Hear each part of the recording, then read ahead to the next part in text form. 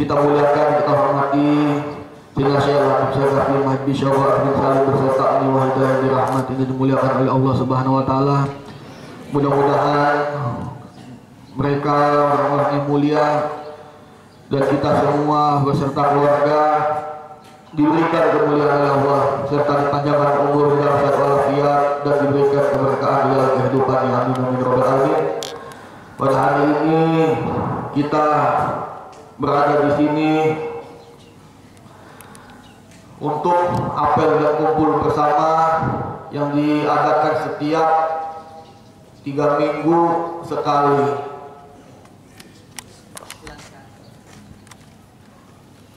Jadi acara apel dan penghormatan bendera ini gunanya supaya kita bisa mencintai lagi negara kita, bangsa dan tanah air kita Indonesia, khususnya kita yang berada di sini, dan mudah-mudahan kita senantiasa selalu cinta dengan tanah air kita.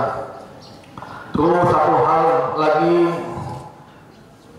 untuk kita semua dikumpulkan pada hari ini agar kita bisa melihat dan kemajuan kita sudah sejauh mana ilmu maupun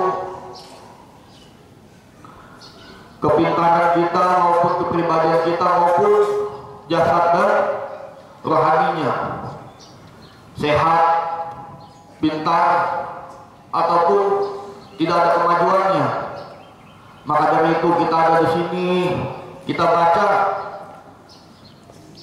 lagu kemerdekaan kita, lagu Pancasila kita, Indonesia Raya, yang mudah-mudahan itu semua bisa dihafal oleh kalian semua, karena banyak sekarang orang tidak hafal lagi Pancasila, tidak hafal lagi nyanyian kemerdekaan bangsa Indonesia. Maka dari itu semua itu ada pentingnya dan ada baiknya. Dan tidak terasa waktu sebentar lagi sudah masuk Lebaran Haji. Kemarin saudara kita,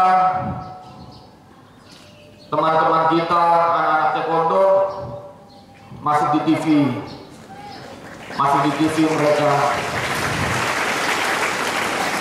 mereka dance taekwondo, karate, sangat bagus, hebat.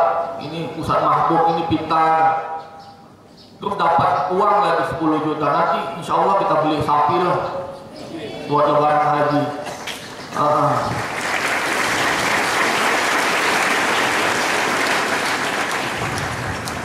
Semuanya baik, semuanya bagus, karena kita lihat Ustaz Mahbub, Ustaz yang lain, teman-teman kita, keluarga kita, Ustaz Subek kemana?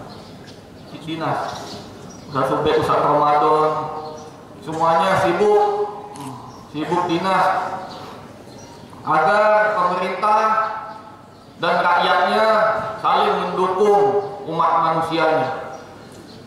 Kalau pemerintah yang setiap hari bangsa Indonesia membayar pajak, dan pajak itu harus disalurkan kepada pemerintah, dan pemerintah menyalurkan lagi kepada pendidikan dan infrastruktur untuk kepemerintahan dan fasilitas kepemerintahan.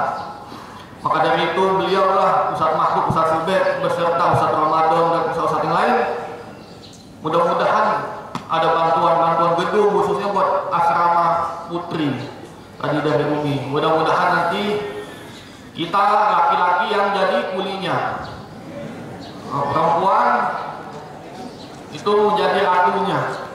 Nah, daripada ini semester 8 nggak ada kerjanya, udah kerja.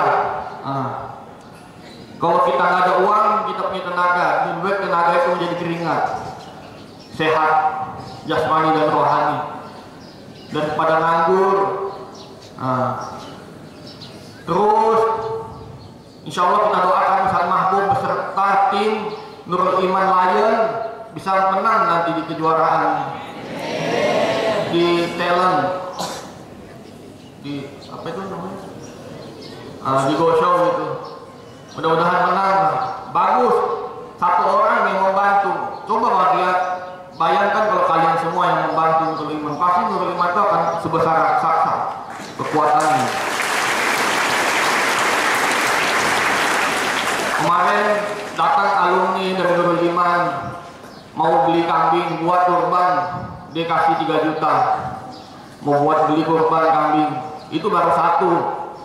Nah, kalau yang lain ikut aja bisa jadi 1 kerbau kan. Nah, itulah gunanya kita di sini. Apa artinya manusia itu? Apa gunanya manusia itu? Ketika dia hidup menjadi manusia, dia harus bermanfaat bagi umat manusia, dan dia harus bisa memberikan keberkatan, kemuliaan, kehidupan bagi manusia-manusia ataupun teman-teman, saudara-saudara maupun keluarga yang lain. Hidupnya bermanfaat, itulah namanya manusia. Beda dengan hewan. Makanya Allah berikan kepada manusia itu suatu anugerah, dijadikanlah manusia dia. Tidak dijadikan kecoa, tidak dijadikan kucing. Tadi kita lihat kucing lewat, udah begitu. Tapi kita dijadikan manusia oleh Allah supaya hidupnya bisa mulia nanti. Ketika dia hidup, dia akan menjadi orang yang besar. Ketika dia meninggal, dia pun didoain oleh orang-orang. Begitu. Tapi lain sama hewan. Kalau dia mati, udah temannya pun, saudaranya, keluarganya nggak ada, hilang semua. Tapi lain dengan manusia, akan abadi dia. Dia hidup tidak abadi, tetapi ketika dia meninggal, roh itu akan abadi. Menjadilah ada yang dimasukkan ke dalam surga, ada yang dimasukkan ke dalam neraka, tergantung keimanannya dia. Kalau dia beriman, dia Islam, dia pasti masuk surga. Kalau dia kafir, pasti dia masuk neraka. Maka dari itu bersyukur kalian, apalagi orang-orang sudah beriman, ini semua sudah beriman, tinggal dikuatkan imannya, tinggal dikuatkan ketakwaannya. Tangan kanannya sudah pegang pintu surga, tinggal tangan kirinya jadi apa nanti di dunianya, menjadi orang yang bermanfaat bagi umat manusia ataukah menjadi manusia yang bermanfaat bagi dirinya sendiri. Itu saja. Mudah-mudahan kita semua menjadi orang-orang yang mulia. Saya mau lihat kalian itu atau dengar ada yang jadi pemerintah, ada yang jadi pemimpin. Gak semuanya jadi ulama, gak semuanya, tapi ada yang jadi pemerintahan, ada yang jadi guru, ada yang jadi ulama, ada yang jadi orang kayanya.